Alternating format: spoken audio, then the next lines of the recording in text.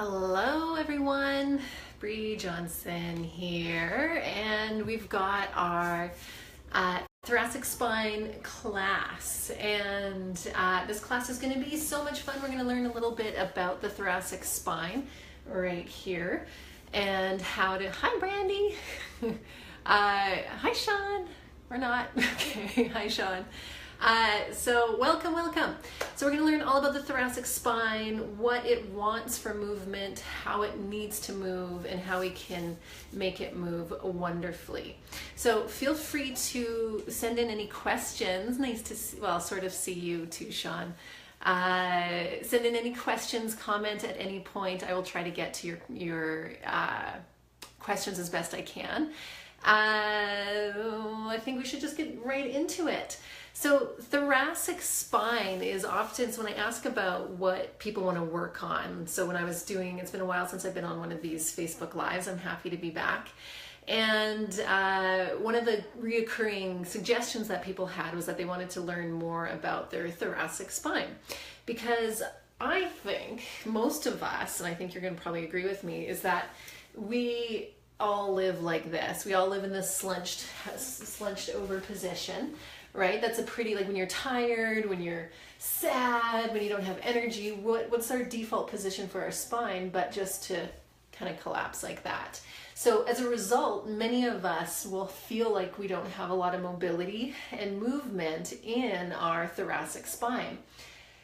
But here's the thing that I really want us to focus on first, is that we are beautifully complex and yet so simple, but yet so complex creatures that while this is a class all about the thoracic spine, we can't just address the thoracic spine because one part is never just one part. One area of the body will always affect other areas. So looking at it from a more holistic view of understanding will hopefully make your experience of your own thoracic spine a little bit more functional for you and put things into context a little bit. So the first thing that I want to go over about our thoracic spine, let's just identify it real quick. So I'm sure most of us already know that hi Rose, welcome. Most of us already know, I'm going to assume, but let's just make it super simple now.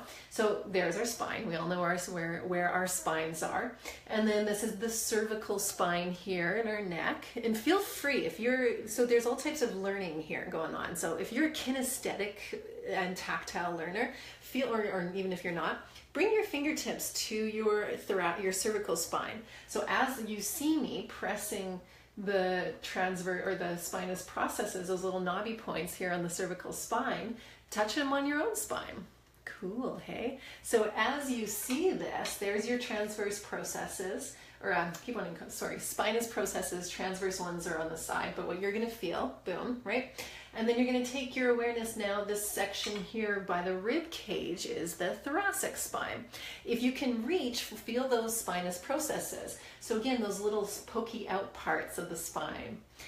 And then down is the lumbar spine, right? So that's our lower back. If you can touch and feel there and say hello to your lumbar spine, pretty cool. And then the sacrum is here by the pelvis. So super quick, super simple reminder of what our spine is. But now so hi everybody who's just joining. So I'm going to reframe just for a moment because we just had a bunch more people jump on here. So I want to reframe because this whole course, or this whole little session is, yes, it's your thoracic spine, but I want to really reinforce that you can't just talk about one part of the body without addressing things in a more holistic global sense. So yes, we're going to talk about the thoracic spine, but it's important. Hi Rebecca, I'm glad you're here too.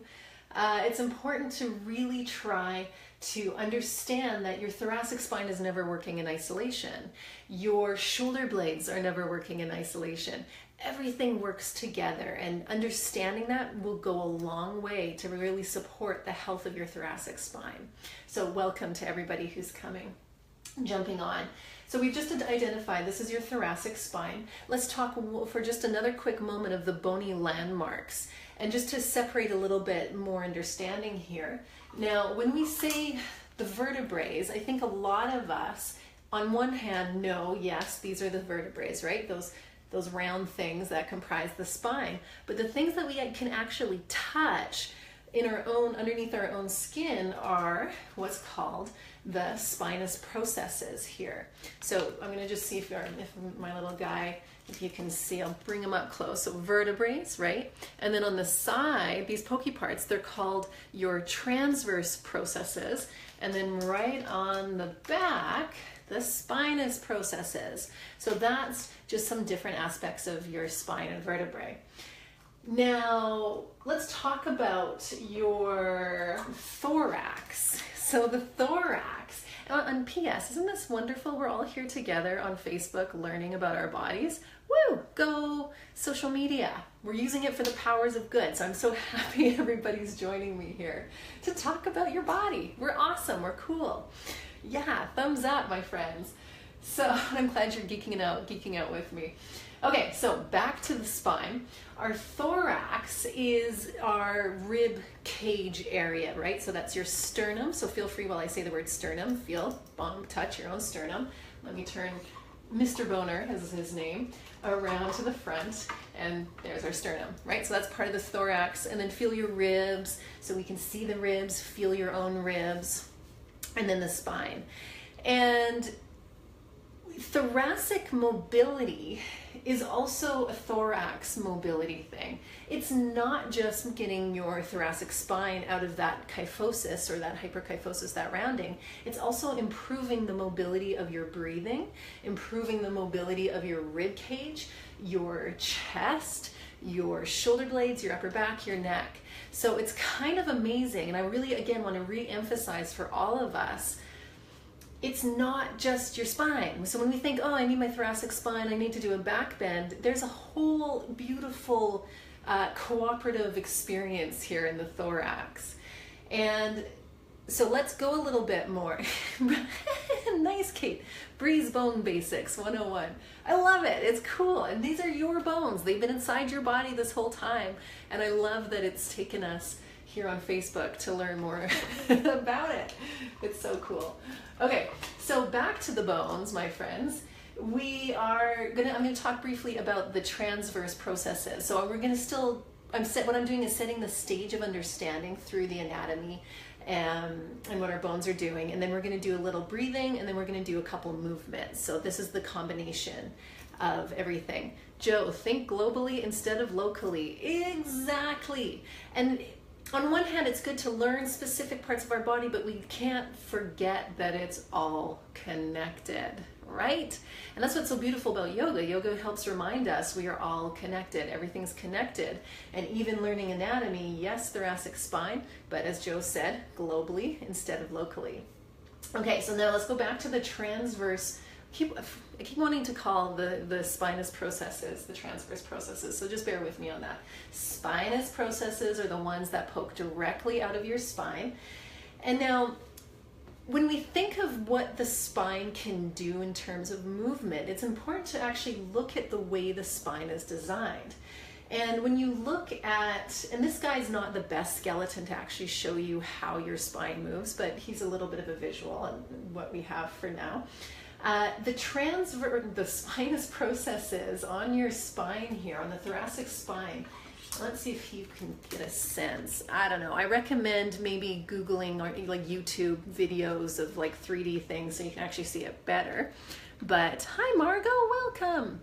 Okay, so I'm going to try to get an angle that you can kind of see here, but see how these spinous processes point down? And then when you look at, let's say, the lumbar spinous processes and the cervical spinous processes, they're all at different angles. And so when we think about thoracic extension, which is in yoga, when we say extension, we're often meaning back bending. To get into that extension, and this guy actually literally cannot do much back bending at all. He's really good at rib thrusting, not so good at moving in his thoracic spine. But your spinous processes actually prevent a certain degree of back bend. So just anatomically, it is not necessarily accessible in our body, or to expect that the thoracic spine is actually going to be able to move backwards. So that's beautiful. Now when we think, so I want to separate a little bit, and which is why because this is, I'm pausing a bit because this could go into a whole nother territory of back bends. So I'm talking more thoracic spine today, so I'm going to try to keep it with that.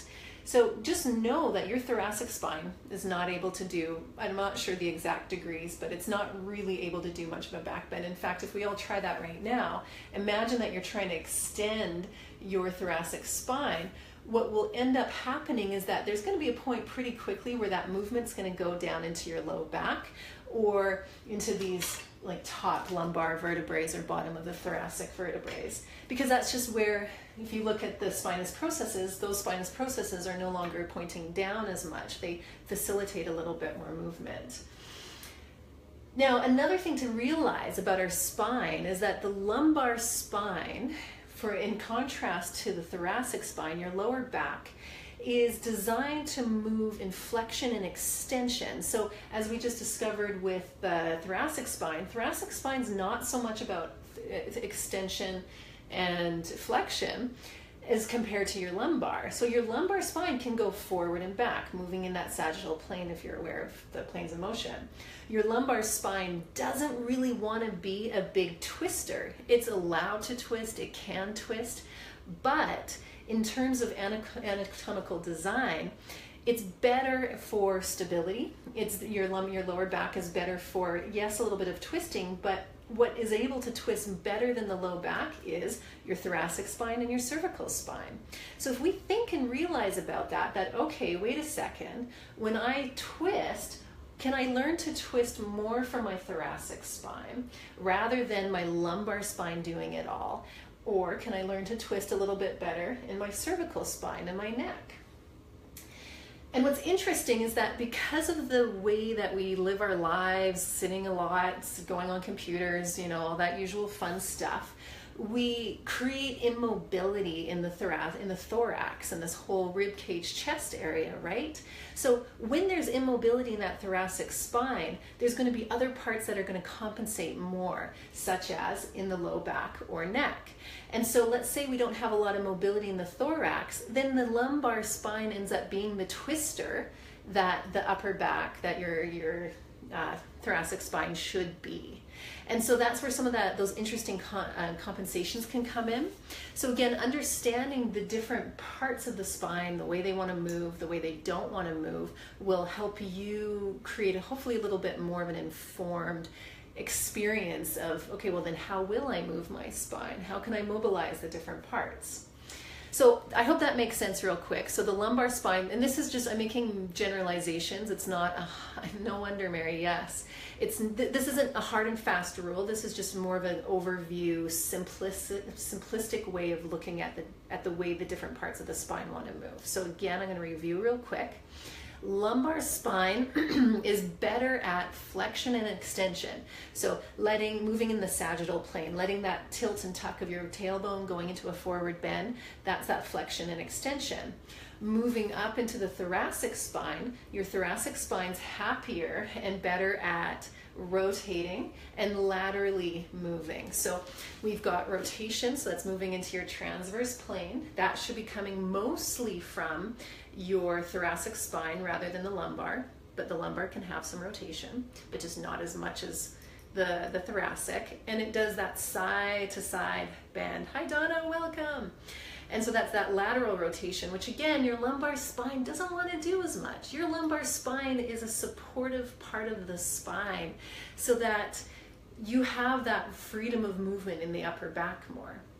Okay, and then cervical spine is your most mobile. It's got the ability to look and go in all sorts of different ways, because that makes sense, doesn't it? Looking over, it's functional and effective and kind of the path of least resistance to look just the head. It's what's the word? It's like your energy saving when you just look over instead of your whole body like that. Mary, no wonder my thoracic spine was so sore after playing 18 holes of golf. Yeah, and especially if we don't do a lot of rotation in our normal life and then you go play 18 holes, for sure. And that's also the rotation all in the same side and all in the same way.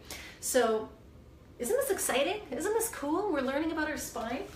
So now there's a little bit of that overview. And one last thing I want to point out about the thorax, so the rib cage area here, is that if you think about it, it makes sense that your thoracic spine isn't going to be an extender because, again, of those spinous processes pointing down a little bit, preventing too much extension.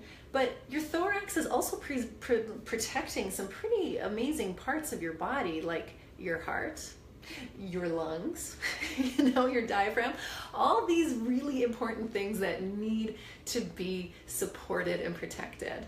Now here's another thing that I find. We're going to move on into some into some movements, but feel free to, if you have questions on anything that I've just said, type it in. I'm here to answer it. But in the meantime, it's interesting and kind of fascinating that, generally speaking, especially in yoga, let's say, when we talk about thoracic mobility, we always think of it as like undoing this rounding, which makes sense, but we forget about the connection of your breath and your rib cage mobility. So this is huge, and if you get nothing out of this, you don't get anything else out of this live session here that we're doing, but this of what I'm about to talk about, then you've got what you need. Because again, quickly with the anatomy, not only is your thoracic spine wonderful and cool, but it also has two different sets of facet joints that connect your ribs into the transverse processes, those side pokey out parts of the spine, the transverse processes. The ribs connect there, and then there's another facet joint that connects to the vertebrae. So joints mean movement, and if you've got two separate joints that are connecting from your spine to your ribs, then that tells us that that our ribs have the ability to move. But for most of us, back to those lifestyle habits that we have, where we just kind of sit like this in varying degrees for hours a day, let's say, then the facet joints in the rib cage and spine lose their mobility. So I find it, again, really crazy that when we talk about thoracic mobility, we so often don't talk about the movement of the rib cage in relationship to that.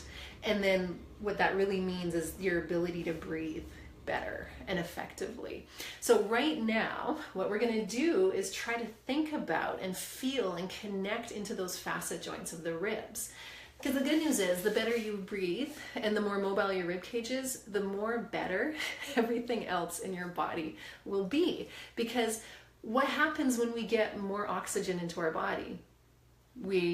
Our brains wake up, our cells are fed. So bottom line, this is why this is the most important part. Bottom line, the more ability to get breath into your body, or the more breath, more better into your body, the more better everything will be, right? Good grammar included. So let's now think about that for a second. So if you like, get your hands. So I've talked about it. You're seeing it on Mr. Boner here. Now get your hands onto your own ribs. I encourage you, please, to do that. And just feel those ribs, and then take your hands behind you. And can you feel those spinous processes? Remember these guys? This is what you're feeling on your spine right now. Good. So now pressing. Get a sense of that, and then move your fingers out and see if you can get around and dig into your beautiful ribs. And if you're not too ticklish, or if it doesn't feel too tender, see if you can find the space between some of your ribs here. And so what you're digging into are so right around here, right? You're trying to dig into your intercostal muscles, lovingly, and just getting a sense of them. And then if you can, and if it's comfortable, have your hands on those low side ribs. And you can even add another little piece to this, where if you can try to get your thumbs to connect, if you've got the mobility in your shoulders today, if you can get your thumbs to connect to here near that, the facet joints. Let's all take a big deep breath in. Yeah, we can only live for about 7 to 8 minutes without breathing. Exactly. So let's hope we can breathe better.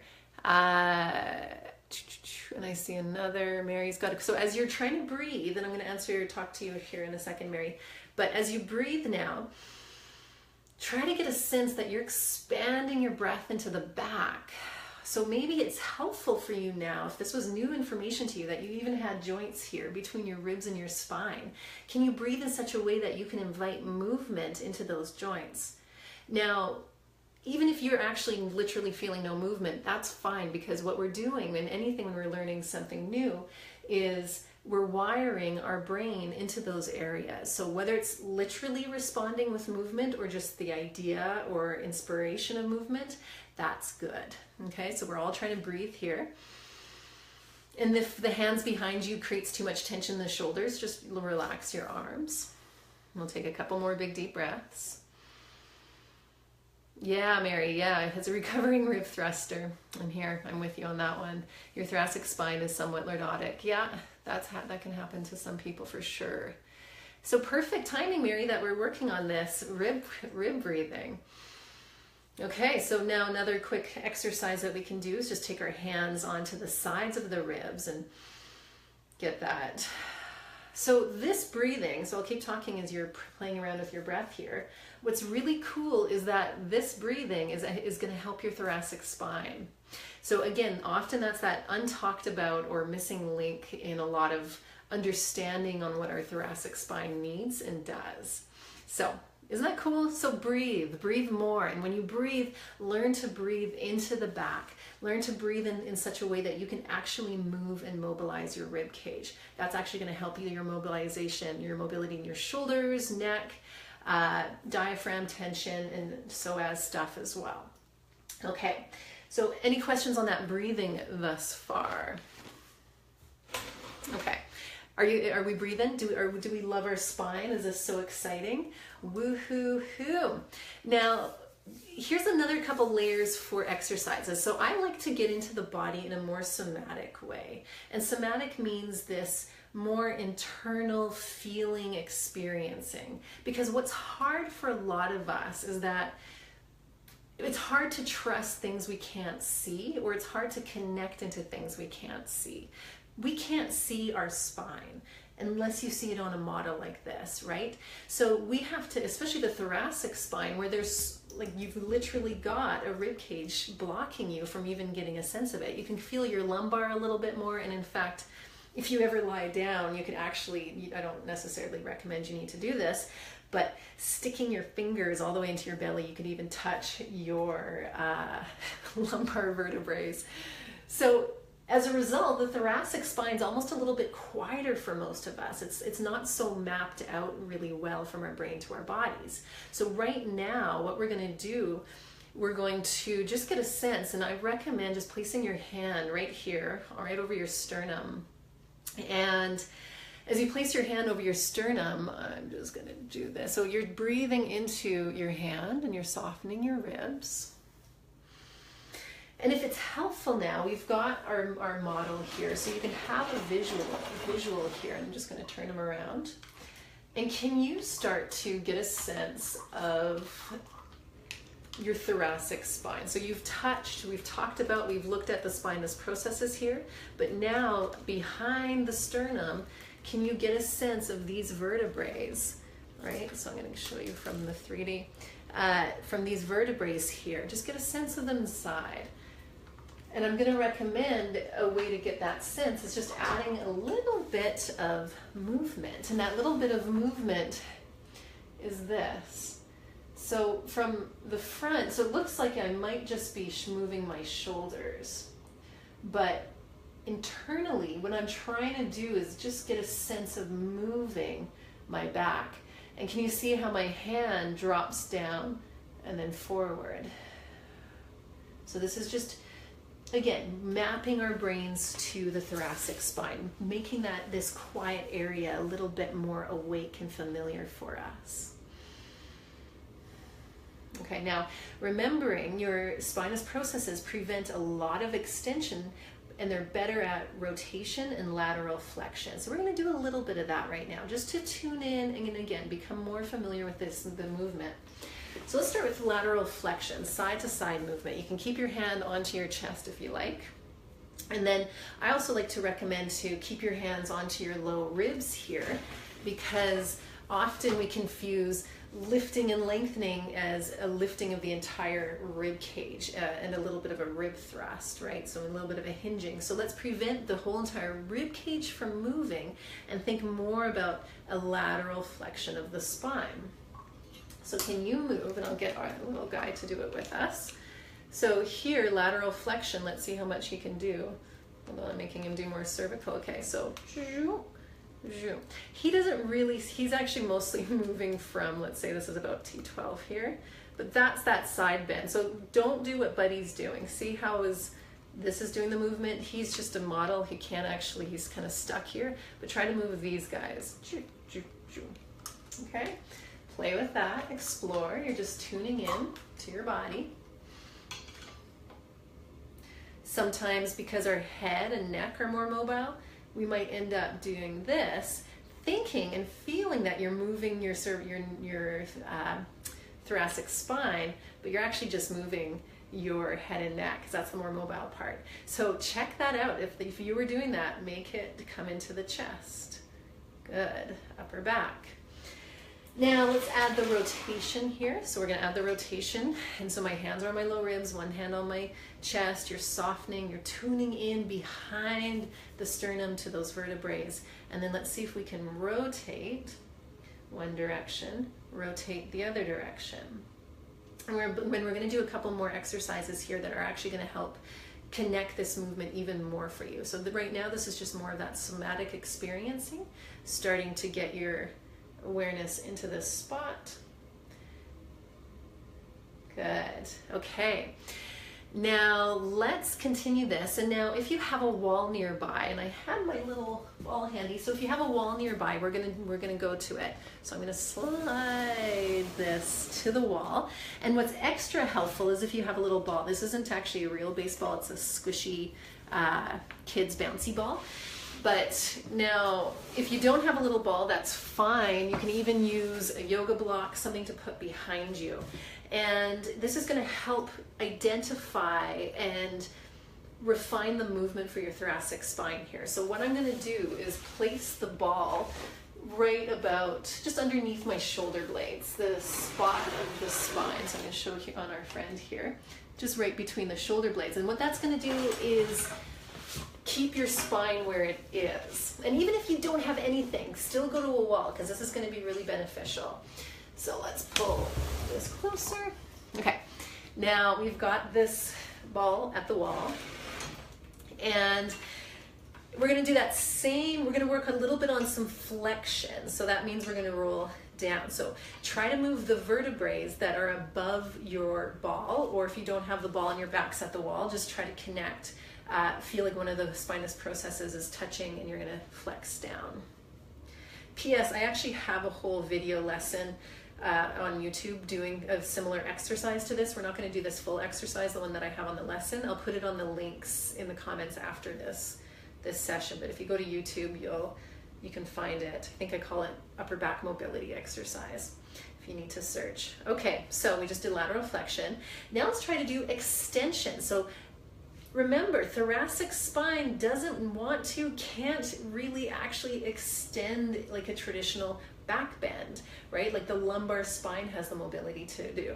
So rather, pinning that part of your spine that you have the ball or is at the wall, you're going to just lengthen first. Let's get a sense of thoracic lengthening. So keeping your hand on your chest and then one hand on your low ribs to prevent the ribs from turning and poking out. We're just going to think and really feel that we're reaching your thoracic spine up.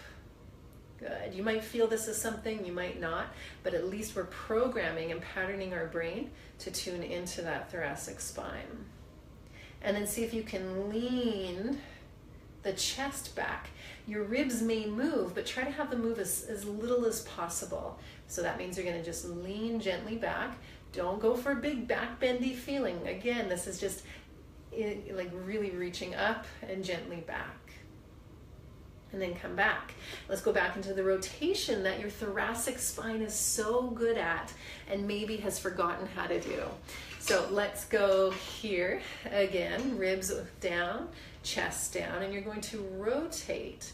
And if you have that ball right on your spine, try not to let the ball move. And that's how you know you're actually getting more of a truer thoracic rotation. And then you're going to go the other way.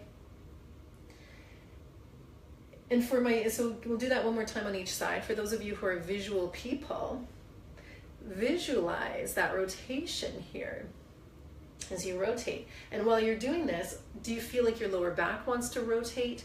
Do you feel like your lower thoracic spine wants to rotate? What we're trying to do is just get that upper thoracic spine to do the movements. Good.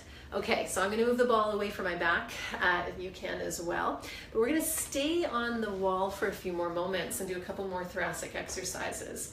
But let's take a moment and just get a sense of how your spine feels now. That we're mapping our awareness more deeply into what your cervical spine even does, where it is, how it feels in your own body. And then one of the other preventions, or one of the other things that prevent our mobility in the thoracic spine is tension in the chest and shoulders. So remember, we're looking at the whole thorax here. Thoracic spine is a function of what this whole rib cage, chest, shoulder area is. So when we have tension in the chest and shoulders, that's going to also pull the weight forward, is going to pull your head forward and pull you into that hyperkyphosis, that rounding of the upper back that we all want to combat. So sometimes, now hopefully this is going to continue to be more clear for you. Now you know the answer then to get out of this by this point is not just pushing everything forward, because then that's just that rib thrust here at T12, L1. Rather, it's thinking about extension of the spine, meaning in this case reaching up, rotation, mobility, and then improving the mobility in your chest and shoulders so that they're not, that your glenohumeral joint, your shoulder complex isn't pulling everything forward. So see how cool we are, and how beautifully complex we are, and it's never just a super simple answer of, okay, the opposite of this is this. It's actually just getting and pinpointing all the different areas. We're so cool. Okay, so let's move. Now we're at the wall, hopefully, and a lot of these you can do on the floor. Unfortunately, being here on the phone, you couldn't see me doing anything on the floor. So we're gonna do what we would do on the floor at the wall. Both options work great. Okay, now I'm at the wall, I'm sitting here, and my lumbar spine is off the wall a little bit, and I'm putting that middle back onto the wall like this. So I'm not trying to pull my shoulder blades back to the wall. My shoulder blades are doing whatever. I'm thinking about pressing those spinous processes, remember those pokey parts of your spine, at the wall. And then let's address, so again, for anybody who just joined in, remember, thoracic extension requires mobility in your shoulders and also working on some of the chest opening. So now what we're going to do here is bring our hands up to the wall. Very simple movements, but effective and good.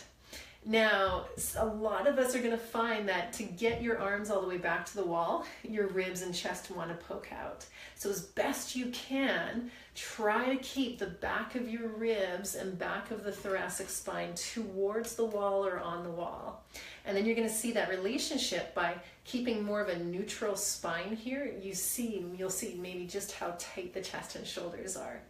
So here for me, I can get my elbows to the wall while keeping my thoracic spine here, but then it's another story to add some rotation. So as I try to bring my hands to the wall, without popping my chest off, see, watch this. The moment I pop my chest off, do you see how my hands magically go back? So to open our chest, keep this connected. Okay, so then that means maybe your elbows don't actually touch the wall, maybe your forearms don't actually touch the wall, but that's okay. Take a couple more breaths. You can even try with your arms straight out. You could even try lifting. And then exhale.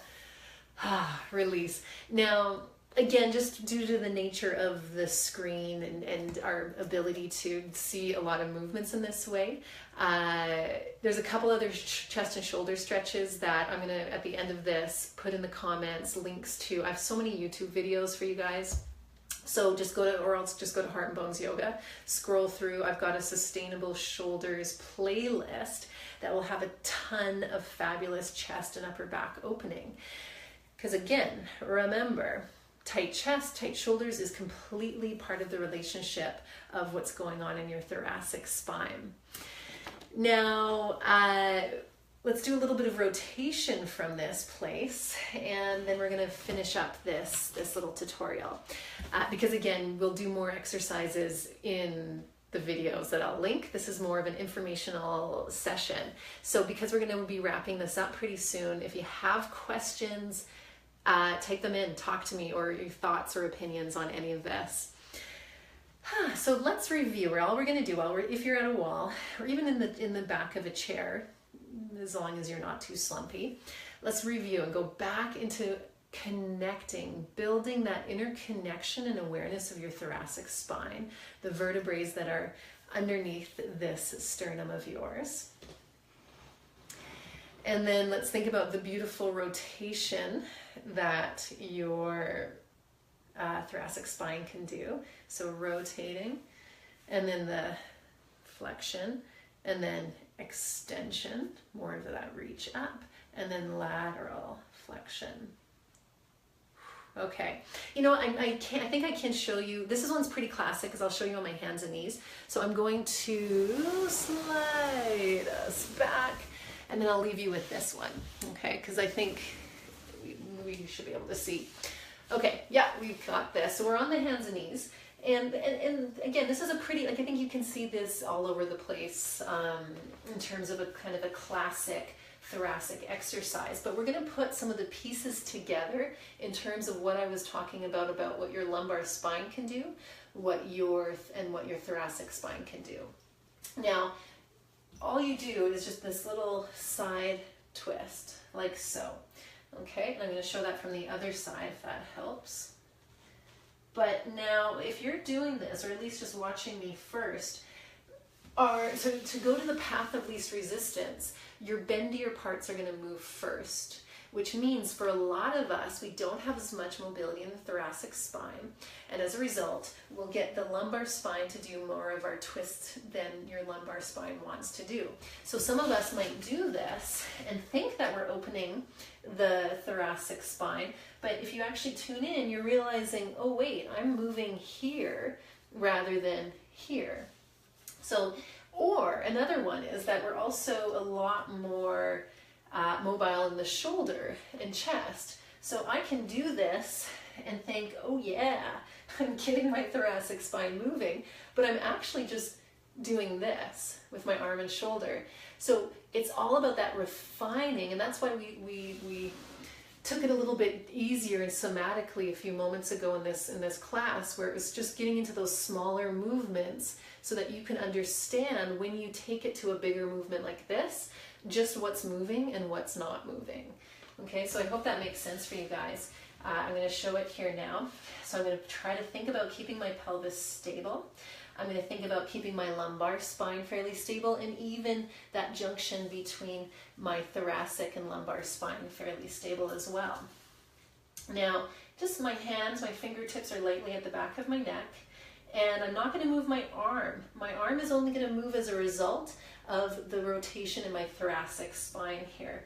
So this is a lot smaller, and I'm putting my brain into my thoracic spine and then rotating down. It's nice to start slow, to pattern the movement. Good. And when you go slow, you can also see, oh, am I trying to get my low back to help? Is my arm helping?